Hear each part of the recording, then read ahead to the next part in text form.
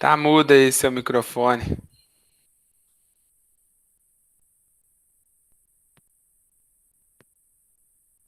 Estão me vendo bem agora? Perfeito. Estão me ouvindo? Ouvindo. Ouvindo.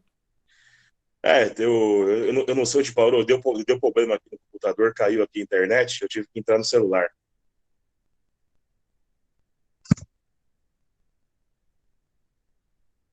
Mas vamos lá, o negócio tá ficando bom. Tá ficando bom. Eu não lembro onde parou, onde caiu, não vi onde caiu. Você lembra até onde eu falei? O senhor estava explicando sobre Roxiana ali. Tá. Chegou a falar sobre Mateus 21? Ou caiu aí? Iria Caiu. iniciar aí. Tá, muito bom. Então é o seguinte, eu estava falando sobre a questão da concordância com tabernáculos, né? Fala da questão do Hoshana Rabá, né? A palavra Hoshana Rabá significa confirmação da salvação, que é o nome dado à festa de tabernáculos. E o mais interessante é que eu fiz o quê? Eu fiz uma conexão com Isaías, com a questão de Mateus 21, né? Porque ali em Mateus capítulo 21 é algo muito interessante, que fala sobre, cita Yeshua pegando um burrinho, entrando em Jerusalém, que é chamado de entrada triunfal, o cumprimento profético de Zacarias 9, né? E ali o povo começa a gritar em grego, né? Na nossa Bíblia está em grego, Osana. Né? E a palavra Osana, ela é uma transliteração da palavra hebraica Hoshana, que significa salva-nos. Né? Então, quando o pessoal começa a jogar os ramos ali e começa a gritar Roshaná, Roshaná, ele estava gritando salva-nos, salva-nos. Né? Por quê? Porque o povo reconheceu que ele era o Messias, né? E ali representava a presença de Deus no meio do povo. Então, por exemplo, escatologicamente, isso é algo muito, no caso, interessante. E eu estava abordando também a questão que o pastor Gerson estava citando hoje pela parte da manhã, sobre a questão a questão que esse próprio rapaz do estudo falou, sobre a questão do jejum, né? Joel capítulo 2 fala para santificar um jejum, né? No dia do Senhor, e o noivo sairia da recâmara. E o mais interessante é que escatologicamente está se referindo ao quê? Ao Yom Kippur de Jubileu, né? Que seria quando o povo recebia de volta aquilo que foi perdido, né? Que foi tomado posse indevidamente, os pecados eram perdoados, as dívidas eram perdoadas, né? E aquele que manteve o seu nome, que afligiu a sua alma, manteve o nome prescrito no livro da vida. Isso é algo muito interessante também que aborda ali, né, em Joel capítulo 2, né? Então tem essas questões que é muito interessante que são abordadas e às vezes as pessoas não entendem, né?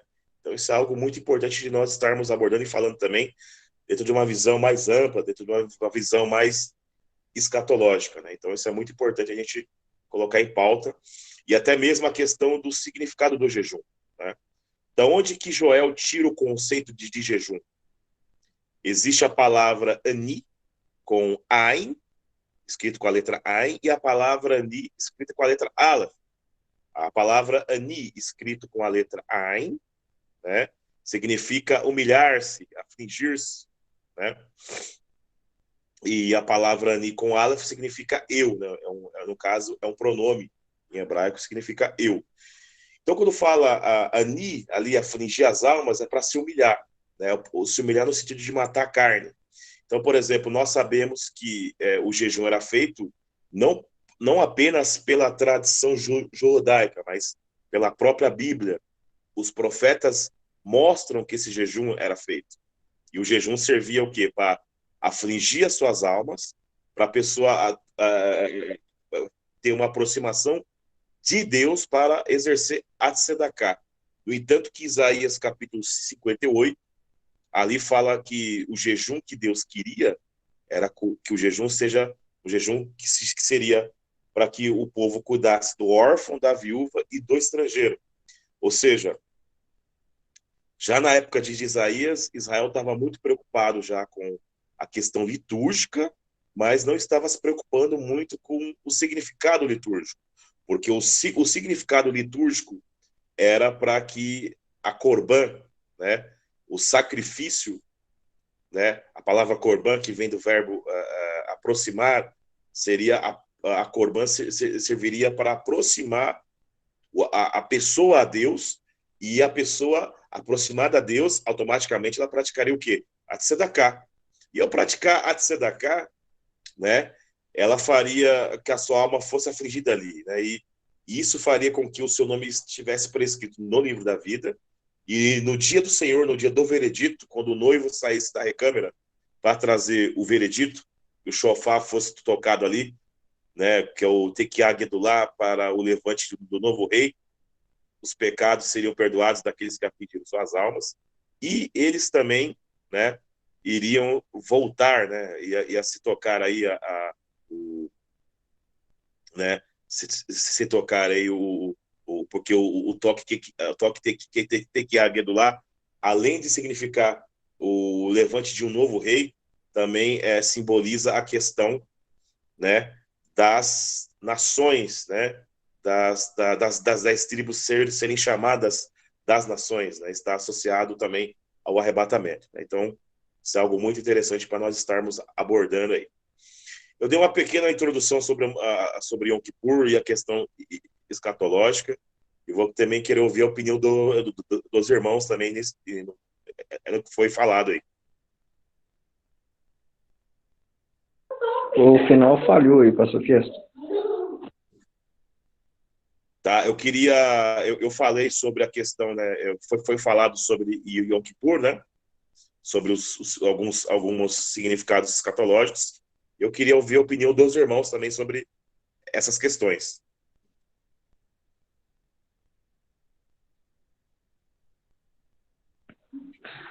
Sim. Tem até o Rabino Mateus Andona, ele mencionou no estudo de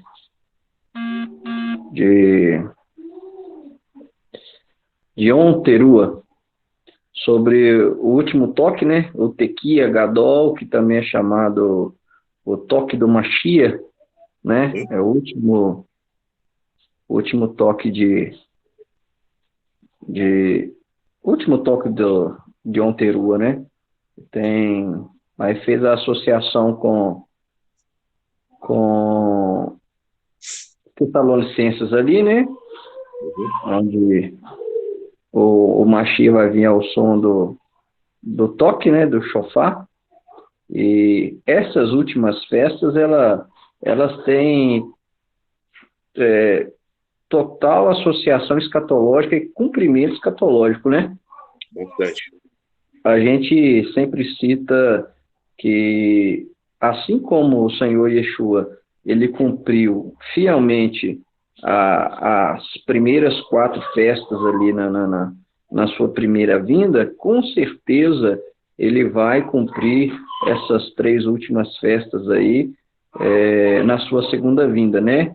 Yom Teruah, Yom Kippur, né? E Sukkot, né? Ele volta ao som do shofar, né? Fazendo uma alusão a Yom Teruah.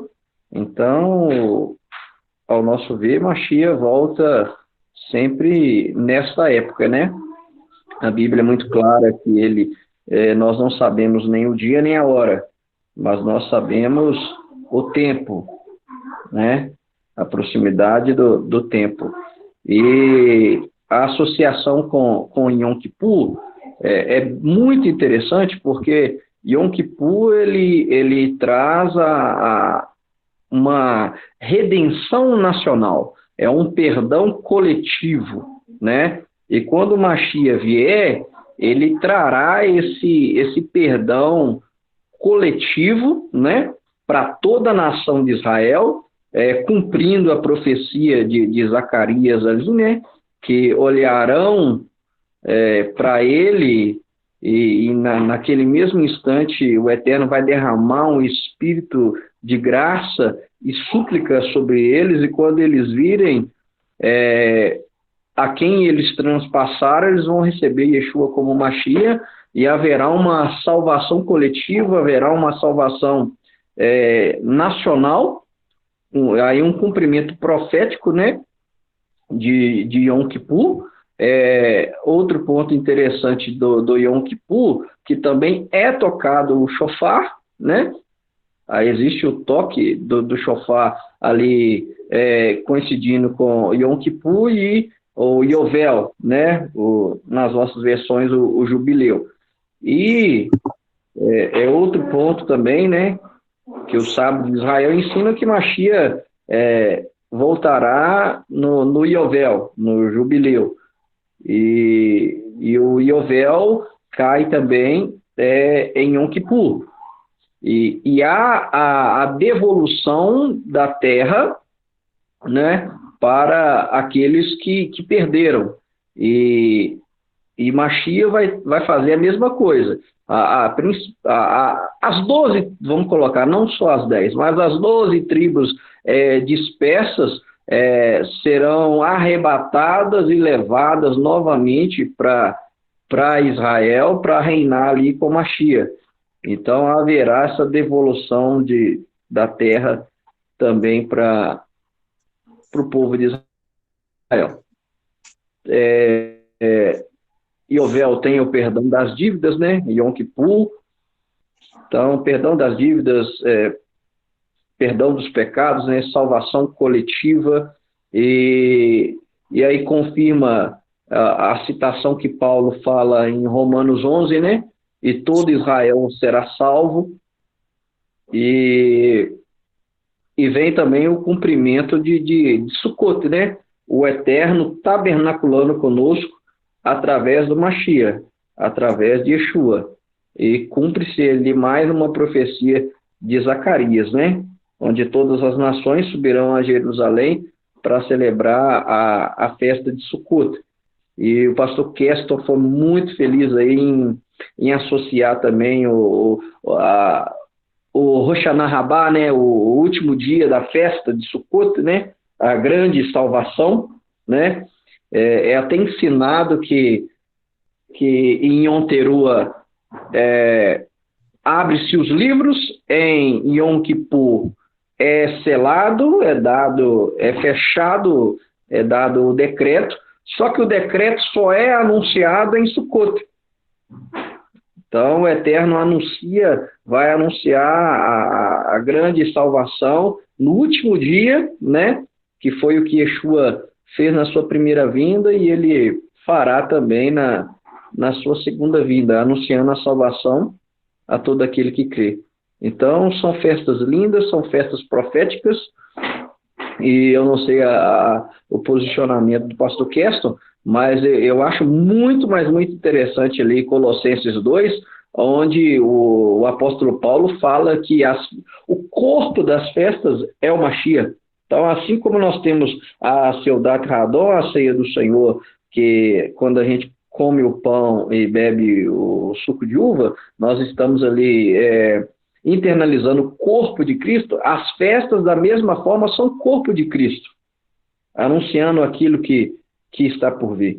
Então, é totalmente relevante, né, a igreja celebrar, até mesmo para entender a escatologia, para entender o final dos tempos. Eu acho importantíssimo isso.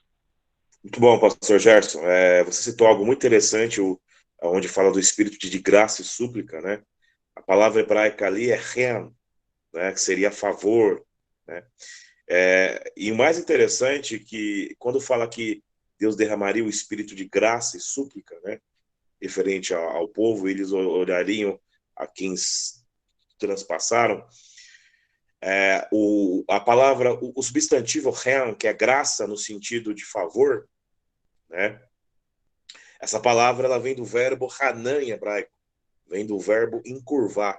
É como se Deus olhasse para você, ficasse encantado com você e se encurvasse perante você no sentido de te ouvir, né? De lhe dar o favor, né? Então, por exemplo, através da questão etimológica dessa palavra aí, né? Nós observamos que Deus vai olhar para Israel com encanto. Ou seja, simboliza que haverá um arrependimento em massa em Israel e eles vão começar a olhar para o Mashiach, a quem eles transpassaram. E você trouxe umas questões muito interessantes também. Nós vamos, por exemplo, eu estou quase terminando esse estudo. Eu vou explicar o significado dos 7 selos no contexto hebreu das Escrituras. Vou utilizar a arqueologia. Eu vou explicar o conceito da mulher montada na besta dentro da questão arqueológica, que é muito interessante. Está quase pronto o estudo. A gente vai passar esse estudo aqui também, que é muito interessante. E vocês vão começar a enxergar Daniel e Apocalipse com outros olhos, porque são estudos aí muito profundos. E vamos também entrar na questão cronológica, abordando os jubileus desde Gênesis até até Davi ali, né? Até Davi. E vocês vão ver que vamos abordar as 70 semanas de Daniel no seu contexto correto. Tem algo muito interessante ali sobre a questão das semanas de anos aí, que foi feita uma contagem errônea aí, né? Então, por exemplo, eu estou aqui separando alguns estudos que eu fiz com o saudoso professor Luiz. O Luiz, ele era um gênio na parte escatológica, mas ele não tinha conhecimento do grego e do hebraico. Eu estou aproveitando alguns estudos que eu aprendi com ele, estou checando nos originais. O Eterno está trazendo muitas revelações aí. E a gente vai fazer uma série desses estudos, né? Porque como a questão escatológica é um assunto muito amplo, nós vamos fazer uma série de estudos e explicar os detalhes aí, bem bacana mesmo, e vamos esmiuçar Apocalipse no seu contexto original. É muito interessante, vai desmistificar muitas questões teológicas aí, ou, aliás, vai desmistificar muitas questões escatológicas aí, errôneas. Vai ser muito interessante o estudo.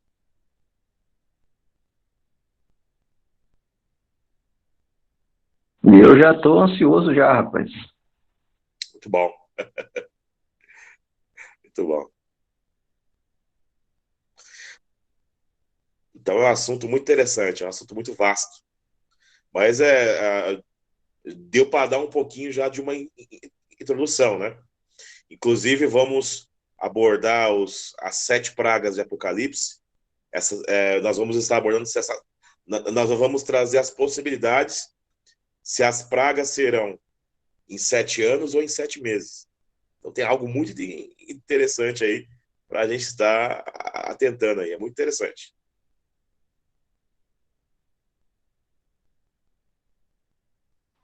Rapaz, o negócio é bom, hein? É bom. É trabalhoso, mas é bom.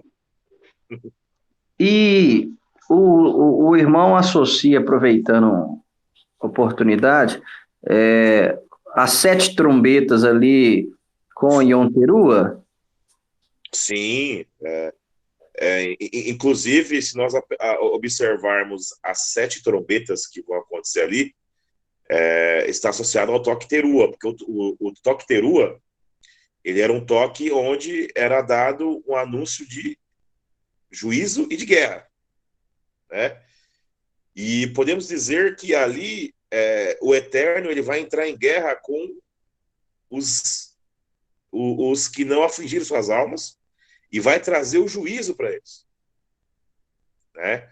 Então tem algumas associações aí, né? Tem algumas associações que é muito interessante. Inclusive o que eu posso estar adiantando, tá? Eu não vou entrar em detalhes porque eu não estou com o meu esboço aqui pronto ainda, estou terminando o esboço, mas o que eu posso adiantar para vocês é, por exemplo, quando que tange a questão de 7 selos, né? a própria arqueologia encontrou lá em Israel. Eu tenho um arqueólogo judeu chamado Gabriel Berkay. E o Gabriel Berkay, ele encontrou cartas seladas, né? E essas cartas seladas, elas possuíam 7 selos, né? Como que funcionavam essas cartas seladas? Existia a parte escrita, a parte escrita que era vista por qualquer um, e a parte oculta, selada, né? Que só poderia ser aberta por um juiz, né? Então, por exemplo, o que eu posso estar adiantando para vocês sobre esses aspectos seria esses 7 selos, né? Seria que só nós podemos observar que ali em João capítulo 5, João começa a chorar e a perguntar quem é digno de abrir os 7 selos. Quem teria autoridade para abrir esses 7 selos que o próprio Deus selou ali, né? Como um anúncio de uma herança, né? E que seria dada a quem é de direito, né? Aí o próprio anjo acalma João, fala assim: não, tem um cordeiro que parece que foi morto, mas vive, esse é digno de abrir o selo, né? E a Brita Adachá fala que Yeshua viria na segunda vinda como o justo juiz, né? E o mais interessante é que quando o juiz ele abrir os selos, né? Eu vou dar um exemplo desses 7 selos, né? Vamos supor, pastor Gerson, que você recebe um testamento selado, né? Que você seria o único herdeiro no caso de uma terra, né? Que você seria o único herdeiro de uma terra que a sua família deixou para você. Esse documento era apresentado ao juiz. O juiz ele iria ler, né? Aquela parte que estava acessível a todos. E a parte que estava lacrada, só o juiz tinha autoridade para deslacrar ali. E ele iria ler as partes que estavam lacradas com 7 selos, né? E ao abrir essas cartas, né, ele daria o decreto daquele que seria herdeiro daquilo que no caso, que estava escrito. Ou seja, ele testificava se aquilo que estava escrito né, aquilo que estava selado, que escrito selado, estava em concordância com o que estava aberto.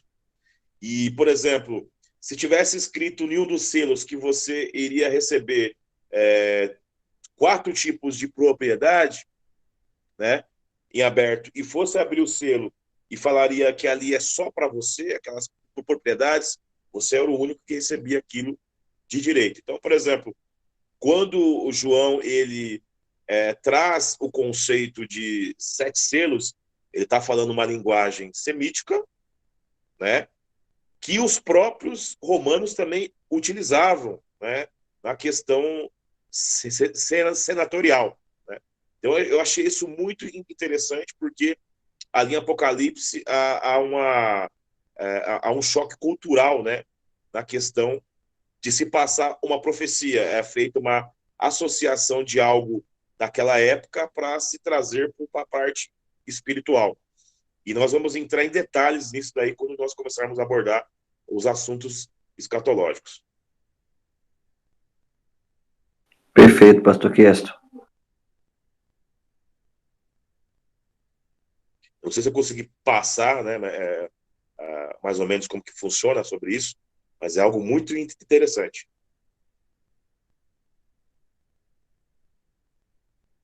Não conseguiu sim, pastor Kesto. Ficou claro. Glória a Deus. Mais alguém vai participar aí, contribuir?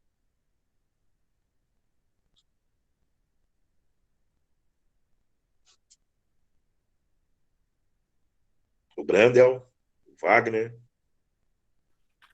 A possibilidade, pastor Kessa, shalom a todos os irmãos aí, Falou? desse último toque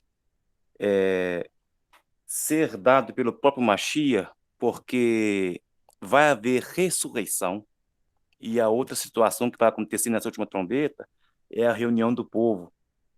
Há alguma possibilidade de ser o Mashiach, no seu Olha, ponto de vista?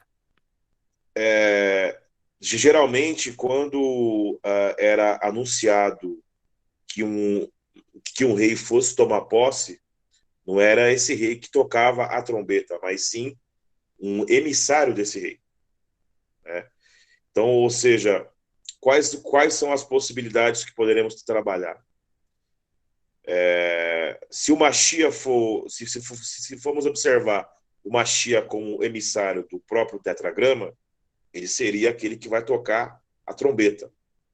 Mas se o Mashiach for o rei que vai representar Adonai em plenitude aqui na Terra, provavelmente ele vai ter um arcanjo, que seria o seu emissário para tocar o shofar, né? Então isso é algo que é muito interessante para nós, no caso, observarmos. Eu não tenho uma posição definida em cima disso, mas tanto a possibilidade de ser ele ou não são situações cabíveis aí no texto. Ok. E se colocarmos a situação de um brado, um grito? É muito interessante também. O mais interessante que fala que a noiva reconheceria o toque do noivo, né? Então, a possibilidade de ser uma Mashiach é muito grande, de ser ele que seria tocar, porque a noiva ela vai reconhecer o toque do noivo, né? Dele chamando a sua noiva para um ajuntamento, que seria aí, no caso, o Shevarim, né? O toque Shevarim para o ajuntamento, né? E desse ajuntamento vai ser anunciado o toque Tekiah, que é o levante do rei, seria o tocar da última trombeta, né? E tudo isso está associado também a Yom Kippur, né? Então é muito interessante esses aspectos também. Muito obrigado. Glória a Deus.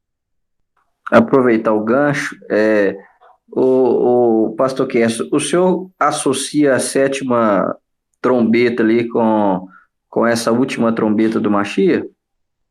Porque depois do sétimo anjo a tocar a sétima trombeta, ainda existem os cálices, né? Uhum. O derramar das taças ali da ira do Eterno. Olha, a pergunta que você fez, pastor, essa é uma pergunta muito difícil, mas eu vou dar a minha opinião. Existe a possibilidade de ser a última trombeta, por quê? O livro de Apocalipse, como o livro de Gênesis, ele começa, por exemplo, você pega o livro de Gênesis, você vê ali que Deus fala que Deus criou o homem, né? E criou no caso a mulher no sexto dia. E depois no capítulo 2 ele começa a dar os detalhes da criação, de como foi a criação do homem. E Apocalipse você encontra essas questões também referente aos cálices, né? Ou seja, mostra o selo sendo aberto e depois dá detalhes dos cálices que foram derramados sobre esse selo, né? Então, eu trabalho com o pressuposto que sim, né? Lembrando que escatologia eu nunca bato um martelo, mas devido à situação que nós vemos em Apocalipse 11, nós vemos que ali no final do capítulo diz que tudo aquilo que foi anunciado nos profetas iria se cumprir ali. Então, dá a entender que foi a última trombeta. Então, esse ponto que eu acho muito interessante. Eu também não fechei esse conceito ainda, mas eu, na minha teoria, eu associo sim essas sete chofarotes, né, as sete trombetas, e a última trombeta com o retorno do Mashiach. Até porque na sétima é anunciado que o reino volta para o Mashiach, né? E uma questão muito interessante é que a cada toque da trombeta não é instantaneamente, né? Tocou a trombeta, aconteceu, no dia seguinte tocou outra, não, são dias, né? Igual está ali, por exemplo, Apocalipse 10, 7. Ao contrário, nos dias em que nos dias em que o sétimo anjo estiver para tocar seu chofar, então são dias. Então, existe um toque, dias. O outro toque, mais dias. Então, é possível que haja esse último toque e ainda haja os derramares da taça da ira do Eterno, né, sobre a humanidade, sobre aqueles que não se submeteram ao reino do Mashiach. É muito importante o que você falou, pastor Jars, porque assim, quando a gente for abordar em detalhes essa questão escatológica, eu vou trazer as possibilidades e vou trazer o que eu creio, né? Por exemplo, você vê Yeshua falando assim, espero que a fuga não seja no inverno. Então, por exemplo, são detalhes que Yeshua dá para você tentar fazer uma questão cronológica. Então, por exemplo, vamos usar bastante o calendário bíblico de Israel, né? Referente a mais ou menos como que era no primeiro século ali. A questão das festas bíblicas vai entrar muito nesse aspecto, né? Por exemplo, se existir um jubileu em 2030, né? Ou seja, o Shemitah seria indo do 2030 e depois de 7 anos seria o jubileu, né? Em 2037. Estou fazendo aqui estou dando só um exemplo, né? Há uma possibilidade nesses 7 anos de ser tocada as 7 trombetas até o Yovel de Yom Kippur, que seria 7 anos depois do Shemitah de 2030, um exemplo básico. E essas chagas também podem vir do mês de Tissiri, aliás, do mês de Nissan até o mês de Tissiri. Existem essas possibilidades. Não vou dar detalhes agora, porque não estou com o meu esboço aqui. Ainda mais que o meu computador deu uma travada aqui, depois eu vou dar uma olhada nele.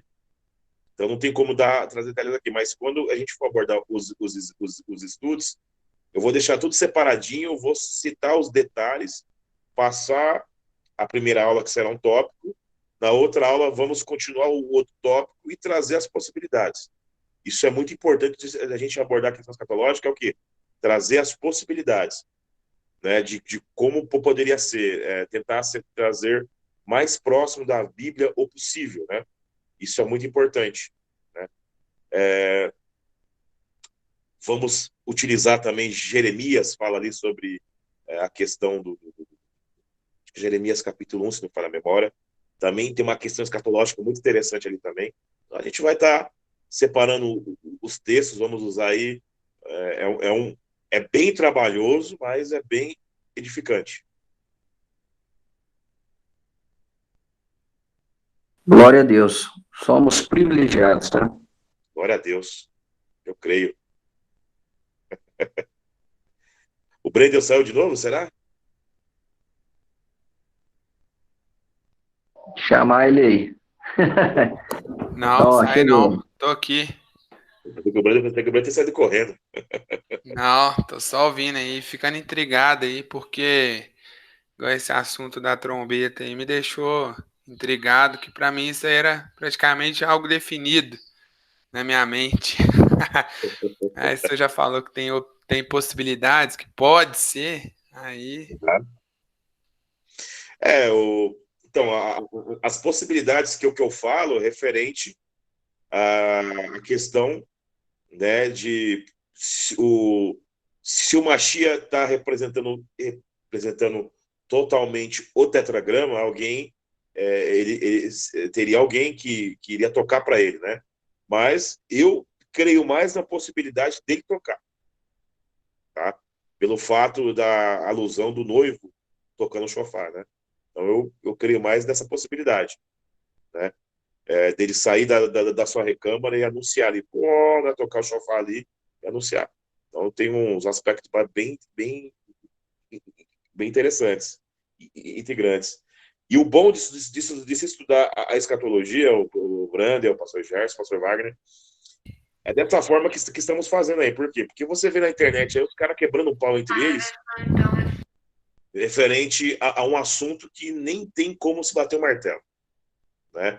É claro que referente à questão de John Nelson Darby, aí você pode bater o martelo, porque você viu que Darby ele trouxe totalmente um ensinamento fora de contexto. Mas quando você traz para o contexto original, mesmo você observando o contexto original, você vê que há outras possibilidades, né? Então, a escatologia ela é trabalhosa e por isso que tem poucos que se aventuram nela.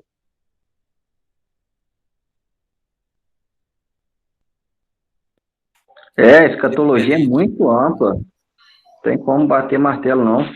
E é algo que vai se cumprir, então não é algo que você pode bater martelo como uma exegese. Não, o texto diz isso e ponto final. A escatologia é algo futurista, então é algo que vai acontecer ainda.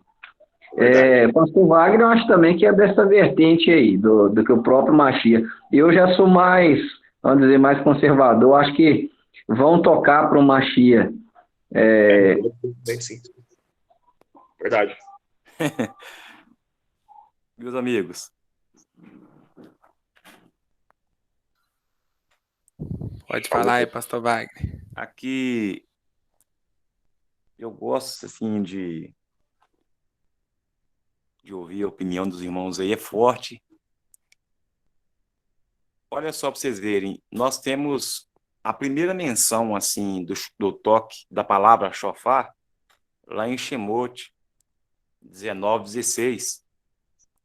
Aquele verso que fala: ao amanhecer do terceiro dia, houve trovões e relâmpagos, e uma espessa nuvem sobre o monte, e um forte clamor de trombeta, de maneira que todo o povo que estava no arraial se estremeceu. E agora, se nós pegarmos Êxodo 19:19, tem um segredinho aqui gostoso. Lá diz assim: e o som da trombeta era cada vez mais forte.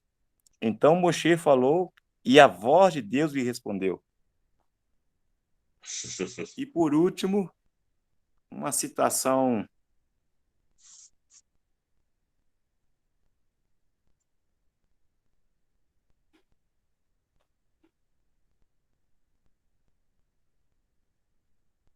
Pastor Wagner? Ué, ficou mudo. Ficou mudo, né?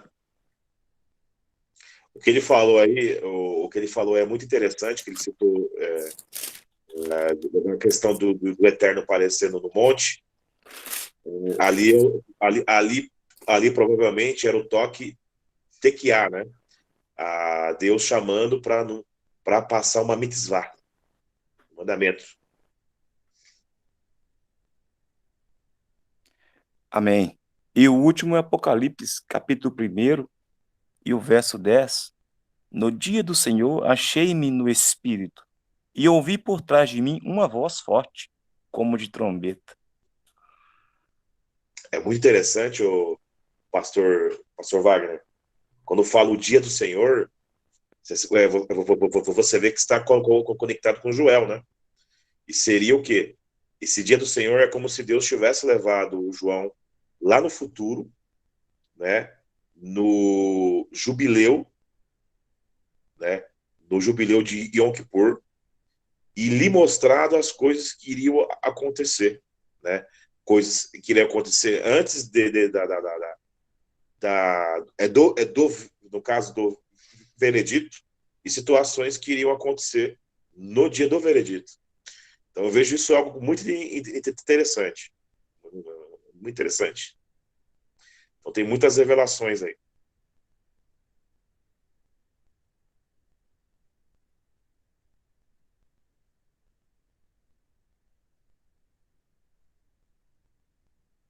Muito importante. Aspectos. Forte, muito bom. Tem Muito bom muita coisa estudo. boa aí pra gente aprender.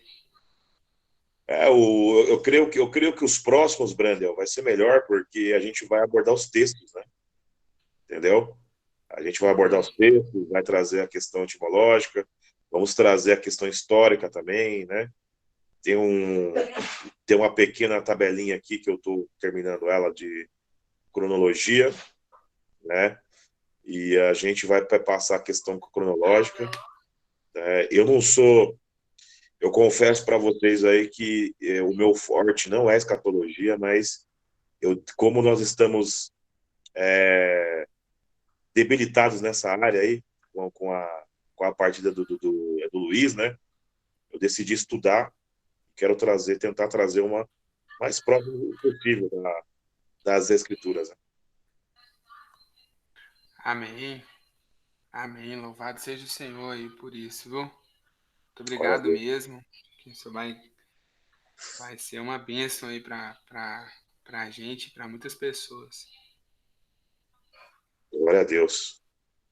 Deus é fiel. Amém, pastor Keston? Amém. Ô, pastor Wagner, você pode fazer uma oração aí agradecendo o Senhor por nós? Amém. Eu posso falar uma perguntinha final? Pode sim. Já que o assunto Yom Kippur, Yom Teruah, e estamos falando do sopro, vamos lembrar do primeiro sopro, Niada, o primeiro sopro, o Uhum. primeiro brado trouxe vida, e vai acontecer com Yeshua novamente. Glória a Deus. Amém. Amém. É uma Vamos orar. pergunta? É uma pergunta? Ou... Isso, essa possibilidade também? Eu creio que isso já aconteceu lá em João capítulo 20, se não me falar a memória, quando ele entra ali, com os discípulos estão reunidos, Yeshua entra ali, né? Acho que é João 20, 22, se não me falar a memória, diz que ele lhe sopra o Espírito nos discípulos ali, né?